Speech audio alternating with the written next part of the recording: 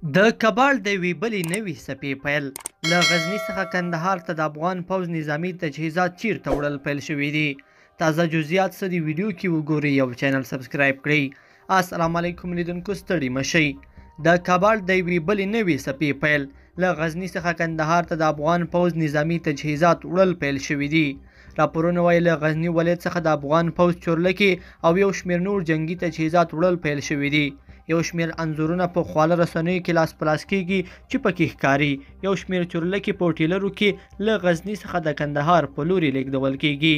عام خلک د دغه انځورونو په خپرولو سره وایي چې طالبان دې د افغانستان ملي شتمنۍ خوندي وساتي. دوی وایي طالبان د افغانستان یو ځل بیا نه کباړ کوي او هڅه دې وکړي چې پاکستان ته دې د نظامي تجهیزاتو د وړلو مخه ونیسي.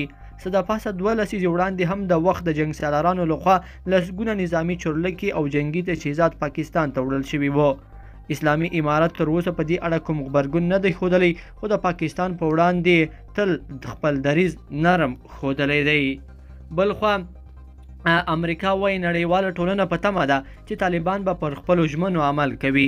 د امریکا د بهرنیو چارو وزیر د G20 هیوادونو تر غونډې وروسته په یو ټویټ پیغام کې ویلي چې خبرې او بحثونه یې رغنده او ګټور وو. د ده په وینا ټوله نړۍ دې ته په تمه ده چې طالبان د نړیوالې ټولنې سره پر خپلو کړو ژمنو عمل وکړي. بلخوا برطانیه وایي چې له افغانستانه باید د ترهګرو ګواښونو ختم کړی شي. د برطانیې د بهرنیو چارو وزارت په یو خپره شوې اعلامیه کې ویلي چې چین او روسیه دې د نړیوالې ټولنې په مرسته په افغانستان کې د ترهګریزو فعالیتونو مخه ونیسي او داسې اقدامات دې ترسره کړي چې له دغه هیواد احتمالي ګواښونه ختم کړي.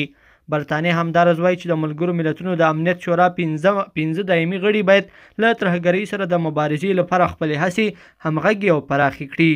لیدونکو په دې هیله چې دا مطلب به مو تر پایه راسره لیدلی وي. که مو دغه ویډیو خوښه شوې ویډیو لایک کړئ د سره او چینل سبسکرایب کړئ. تر بیا ښه وخت.